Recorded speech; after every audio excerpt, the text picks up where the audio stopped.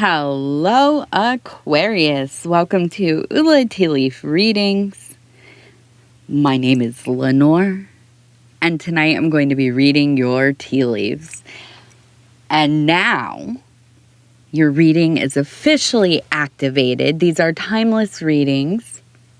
When you watch them, they activate.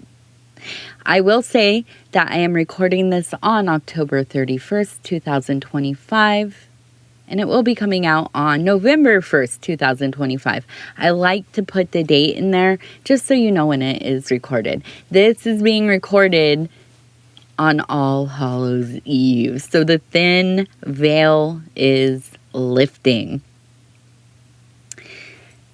So we begin with the energy of the Princess of Cups, which is crazy because I just read for Pisces and they had the Princess of Discs. So it is a very princessy kind of day, I guess.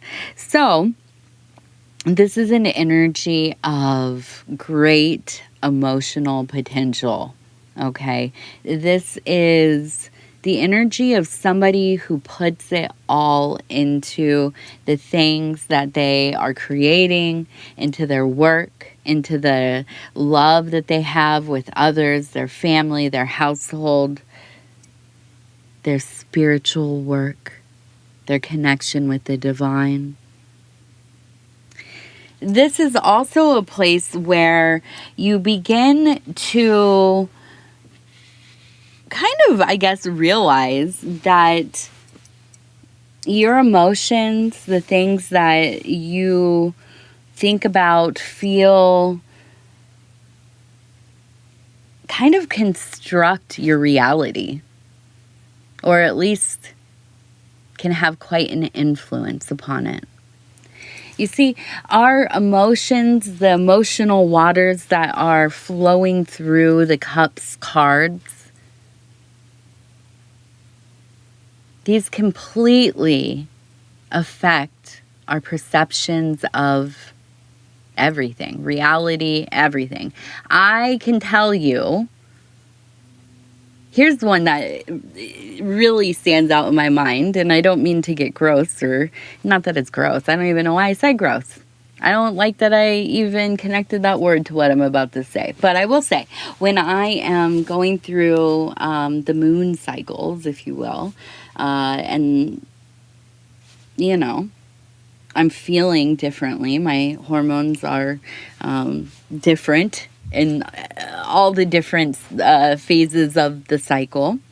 But I can tell when I am, getting close. And everything feels different. Things even feel dirtier. More cluttered. I'm frustrated. Suddenly, everybody's talking too slow, and I'll just do it myself, thanks a lot, I'll do it myself. And the gremlin, full gremlin. But here's the deal, right? It's not just emotional. I mean, it's a lot of things. There are a lot of variables here. But it changes how we experience things.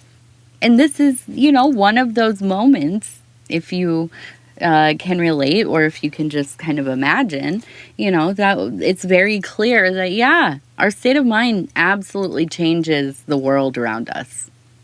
It does, because we perceive it quite differently. We notice different things. People behave differently. Our potential is changed depending on how we're interacting with the physical world, so on and so forth. So this is a reminder, in my opinion, that we can't control always the things that we feel.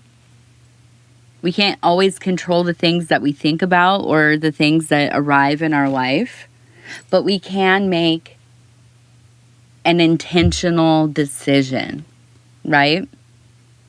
Now, I was just watching something the other day about people that are on the spectrum, which I am, and rumination. Autistic rumination is what it's called. And this guy was talking about different ways to kind of stop that. And he was talking about he wears headphones and plays Tetris when he needs to get out of that loop of thinking. I absolutely have, similar coping mechanisms. And I'm trying to think of like a way to say this, but, it's kind of like that. Sometimes we get into these emotional spaces that like we've caught emotions that they're not ours. They're the universe's. We just happen to be experiencing them like clouds floating through our sky if we were the sky, right? And it is our choice if we are going to fully immerse ourselves in those emotions or if we are going to, allow them to be what they are, but not make a big connection with them, So that's kind of the Princess of Cups in my humble opinion. Now, I know other people have different relationships with these archetypes, but I cannot emphasize enough how important it is to form your own understandings of these cards, archetypes, symbols, numbers, whatever. Okay, so we have a person, we have 3 people, 4 people, 5 people. We also have, it looks like the word SAG, so maybe Sagittarius or SAG. Is this cup just not being nice to me? Don't be mean to me. But yeah, I'm probably Sagittarius, I imagine. Okay, so let's look at this one up here. We have the tree, this beautiful tree right here. We have a person standing here with the foot up, feels like frolicking. Okay, now we have another person who is part of the tree, but kind of not, right? The head, the body, holding something like a book. We have another person right here who the head would be here. Here's the body, arm extended. Now up here we have the sun.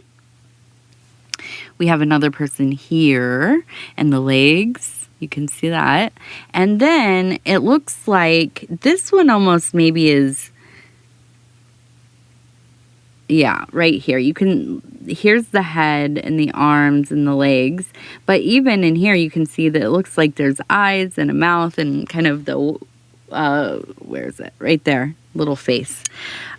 So the tree is very much about, our lineage, our life as in its totality. It's very much about our histories, our connections to the past, to the future. So I see these people dancing and playing and laughing and loving beneath it. I also see that there's somebody documenting these moments, and I wonder if that is your calling here. Now, you might not always be able to fully lose yourself in the moment. You are an Aquarius after all, and losing your inhibition is not always your favorite thing. Right? So you might be somebody that doesn't drink a lot because you don't like to feel out of control, that kind of thing. But I also think at times it's hard for you to, even when you're feeling like an immense amount of whatever, if it's love or, whatever it is, you will not often show that to people. You will, be friendly and nice and show up and be there, but you're not necessarily going to be like, dude, I'm so in love with you. You know what I mean? You're just not necessarily that person that likes to be very vulnerable. Or, maybe in your perception, it is that you are giving power over to somebody else. Whatever that might be about you, Aquariuses. This is a time where I feel like you are open. You're more a part of things than you ever have been. But part of how you get in there and feel comfortable being a part of the greater whole is by having something to do. So like you might have been somebody like at family things that you'll show up, but you're always in the kitchen cleaning. You know what I mean? Or like you like to go to events, but you go and take pictures, like you bring a camera or whatever, because it feels like you're kind of separated a little bit, but you're also involved in everything that's going on. And so that kind of, I feel like, is like a social lubrication for you. You know what I mean? So I feel like this period of time where things seem to be going pretty well in the family and friends, and I feel like there's a lot of enjoyment and a certain amount of celebratory feelings. But I also feel like for you, it's a good time to start, you know, like documenting the family. And not just pictures and videos, but maybe you're like sitting down with people in your family. You're writing down their stories and their memories and, you know, their hopes, aspirations, and, you know, whatever for the next generations. And, you know, I think that this has been kind of a thing that has helped you really be able to communicate with people in a way that maybe you never have figured out how to. You maybe are somebody that would be good at being like a journalist or a researcher, or, you know, like I said, somebody that is taking testimonials and, you know, writing them down for, you know, generations to come. So maybe something akin to, well, a writer, historian, whatever. But I feel like in this time, it has been that key for you to unlock this part of yourself that really is emerging. And that's what that sun is all about. This new aspect of being that's always been there, and you've always kind of known about it, but I don't think you've realized how important it is and that it would be so beneficial for you. So I think that later in life, this is you're realizing that you really do want to be involved. You just need, you know, something or a reason to be there. Okay. And I'm not saying you need a reason. You're saying it. Just go to the thing if you want to, or don't. That's usually my outcome. Just not gonna go. All right, so we have the Empress and we have the Emperor. They are hand in hand. So we do have this real sense of things being in union and very strong. It seems like there's a strong bond. And to me, that says that there's a foundation that is, you know, really well put together. There's stability in your life. There's consistency. Things are going pretty well. I don't know that this isn't really about romance so much as like having your life together in the way that you want to or have dreamt of. And there is a sense, we have a person in here whose hand is out and they're reaching for this fish. We also have the star above it right here. Oops. And then we have a person who's kind of bending down to pick something up. We have the number 8 right there and 0. So we have 80.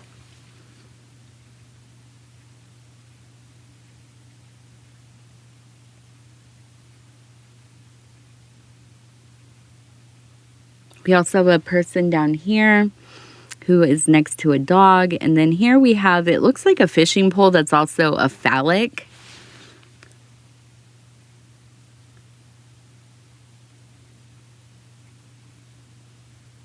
And this one looks like it says, I don't know, T-O-L-Y maybe? Totally? I don't know if that's a word. Totally.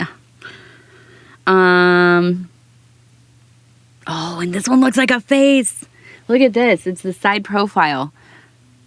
nose, mouth, chin, eye right there. Kind of looks maybe a little sleepy, maybe where it's like an older person. So I feel like there seems to be maybe a situation where you are going to be doing some work with somebody that's a good friend, like somebody you've known forever. And that's where that dog was down here. Now, the repeating kind of phallic energy is all about creativity. It's all about bringing that energy into your life where you can build something that is purposeful, that is lasting, that you enjoy doing. And I think that you're going to be doing this with somebody that you are very close with. It could be a family member, it could be a spouse, it could be like a person that you've worked at the same company with forever, and like you're like, oh, let's start this side business together or whatever, something like that. And maybe a best friend, I don't know. But I feel like you trust this person and they trust you. So this is going to really make for a good outcome, I think. With the star and the people that are, the one that's bending over, the other one's reaching for the fish, which is looking for money, basically. This tells me that you are putting in the work to reach these goals, because the star is all about the dream, right? The wish upon a star, the thing that we hope one day we'll work hard enough and achieve. And I feel like you are drawing closer and closer to your goals all the time. This in particular, this thing that you are working on is going to end up being one of those moments in your life where I do feel like you do much better than you expected you would. Now, I have to admit, and I'm looking at this and I'm seeing even here, we have the eyes, the nose, and kind of a sad face. I feel like there's somebody in your life who either has already transitioned or they are elderly. They're older. Maybe your parents or a sibling, or I don't know, somebody who is a little bit older, and I feel like there's just such every time you're around them, they're just miserable, I remember my great-grandmother on my father's side, she lived to be over 100, and towards the later years, she lived with us when I was a kid. My grandma and my great-grandma, they both lived with us. And I remember, she just got to a point where she would even say to me, and I was young, and I was like, what's going on here? She would say, like, everybody I know has passed away. Everything I know from being a young person in my life when I was, out in the world doing stuff, everything is different. It's all different and, very overwhelming. And, I remember thinking like, okay, whatever. I was young. But you come upon this kind of energy, I think, more than we'd like to admit to ourselves. And I don't know I don't know what it feels like. I've lost a lot of people that in a short amount of time had passed away, and I'm relative. I was young when this happened. I was around 30. It was during my my Saturn return, and the opiate epidemic just, it devastated so many cities, so many subcultures, and during I would say 5 years, I knew probably over, I don't know, 25, 30 people who passed away. And then, you know, you look at my whole life, how many people have passed away from, you know, opiates or something similar, right? Or something caused by using those kinds of things. Lots of people. I mean, just, I can't even begin to count. You know, not all of them good friends, but yeah, people I knew, worked with, grew up with, family members. And I can imagine what it must feel like to live in a world that doesn't feel like yours anymore. Or like it's unrecognizable. So I feel like, you know, in this time, there's somebody in your life, or they are still very attached to you in the afterlife. And there just seems to be this almost not oppressive, like intentionally, not malevolent, but almost kind of just like a melancholy that comes with them being around. And I don't know how you deal with that. I mean, I don't know what you do for that. You know, maybe talking to them. I mean, especially if they're still with us, going and seeing them, being with them if you can, you know, but I think also though, if they have transitioned, I think just letting them know that they're loved, you know, they were always loved. I think that's important. You know, I don't know. I don't have a lot of experience in helping people, you know, transcend the in-between. But I do think, I feel anyways, I imagine, just speaking to them is very helpful. But I think that, you know, this energy almost is around so much that maybe it's not as perceivable as it used to be. But they're there. Absolutely. All right. We also have the number 717. And we have the letters V and A. V-A. Now, we're going to do our lucky numbers, and then I'm going to get out of here because I have so much to do. It's Halloween Eve, and I don't even know what I'm going to be. 48. 48. Might be a cat. Might just do one of those zip-up things. 77. 48, 77, and 43. All right. Ooh, zoinks. All right. Aquarius, I love you. I love you. I love you. Please take care of yourself. Take care of each other. If you want to like, subscribe, or leave a comment, I'd love to hear from you. Other than that, yeah, I think that's it. All right. I love you. We'll talk soon. Good night.